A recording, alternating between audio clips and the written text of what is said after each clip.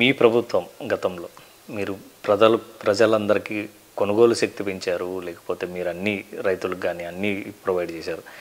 మీ ఓటానికి మరి ఎందుకు కారణమైనారు? ప్రజలు ఇన్ని చేసినా కూడా మీరు ఎందుకు ఓడిపోయారు అనుకుంటున్నారు? అంటే ఇప్పటికి కూడా 40% ఓట్లు మాకు వచ్చాయి. లాస్ట్ టైం కంటే ఒక 10% ఓట్స్ తగ్గాయి మాకు. 10% అనేది చాలా పెద్దది.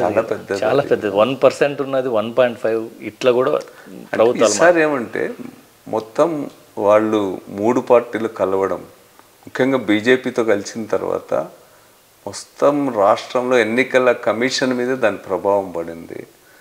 కలెక్టర్లు, ఎస్పీలు, నిజాయితీగా పనిచేసే వాళ్ళు అందరినీ ట్రాన్స్ఫర్ చేసి ఒక రకమైనటువంటి వాతావరణాన్ని, భయోత్పాత వాతావరణాన్ని అధికారులు వీళ్ళన్నింటిలో కూడా తీసుకురాగలిగినారు వాళ్ళు.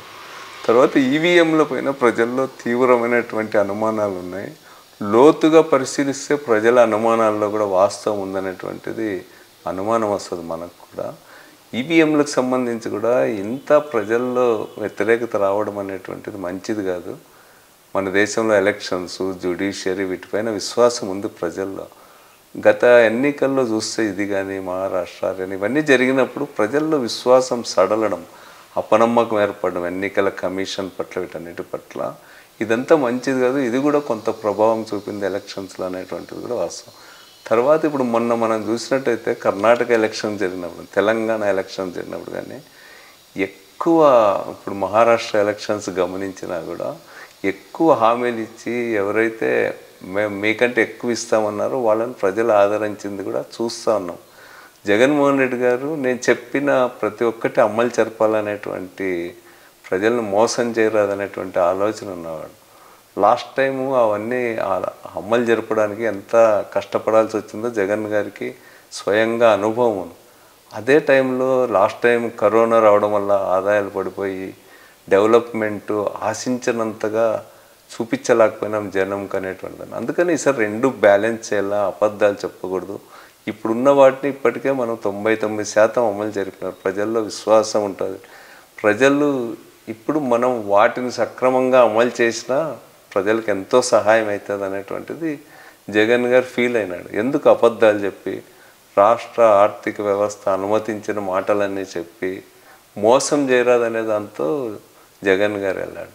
చంద్రబాబు నాయుడు గారు 1000 అబద్ధాలు చెప్పైనా సరే అధికారంలోకి రావాలని, ప్రజలకు మోసం ఇవన్నీ ఫస్ట్ అధికారంలోకి రావాలంతే అనేటువంటి దాంతో చంద్రబాబు వాళ్ళ ప్రభుత్వం అంతా పోయింది. తర్వాత పవన్ కళ్యాణ్ ఇవన్నీ కలిసిన తర్వాత ఈసారి ఏమంటే నేను బాగా గమనించింది, ఎలక్షన్స్లో ఈ క్యాస్ట్ పాలిటిక్స్ చాలా విపరీతంగా పనిచేశాయి.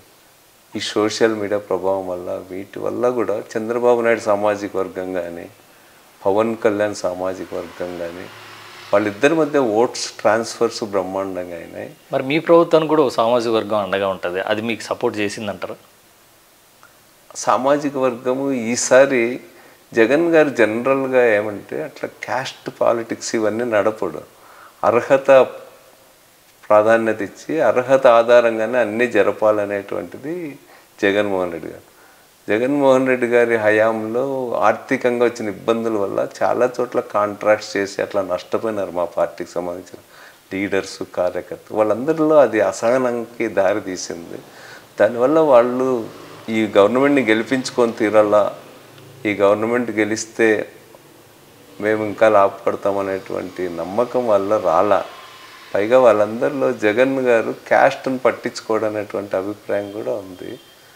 దానివల్ల కూడా రెడ్డిస్ అంతా కూడా పూర్తిగా చేయలేకపోయినారు. తర్వాత ఈ రెండు సామాజిక వర్గాలు కూడా వాళ్ళు రాష్ట్ర ప్రభుత్వ విధానాలు కానీ రాష్ట్ర పరిపాలన కానీ దాన్ని చూడాలా.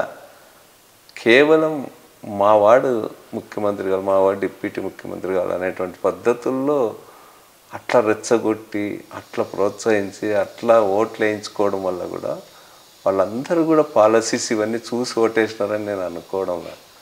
వాళ్ళ కులాలను చూసి ఓటేసినారు. ముఖ్యంగా ఎంప్లాయీస్ వీళ్ళందరూ కూడా రాష్ట్ర ఆర్థిక పరిస్థితి అనుమతించకపోవడం వల్ల ఆయన జనరల్గా ఉద్యోగస్తుల పట్ల ఫ్రెండ్లీగా ఉంటాడు, చాలా గౌరవం కూడా చూపుతాడు జగన్ గారు.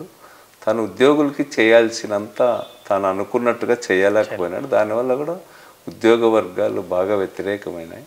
ఆ విధంగా మాకు 10% ఆ ఓట్లు నష్టం జరిగింది. వాళ్ళందరూ కలవడం ఒకటి, వాళ్ళు చేసిన ప్రచారము చాలా గోబెల్స్ ప్రచారం, దుష్ప్రచారాన్ని పెద్ద ఎత్తున చేశారు. ప్రజల్ని వాళ్ళు నమ్మించగలిగినారు. మేము ఆ ప్రచారంలో కొంత వెనకబడ్డం కూడా మా ఓటమికి కారణం అని చెప్పి నేను ఫీల్ అవుతాను. అయితే ఇప్పుడు మళ్ళీ పార్టీని, ముఖ్యంగా జగన్మోహన్ రెడ్డి గారు ప్రభుత్వంలో ఉన్నప్పుడు పాలనకి అత్యంత ప్రాధాన్యత ఇచ్చినాడు. అయితే పాలన, పార్టీ రెండింటినీ కూడా కలిపి నడిపించాల్సినటువంటి అవసరం ఉంది.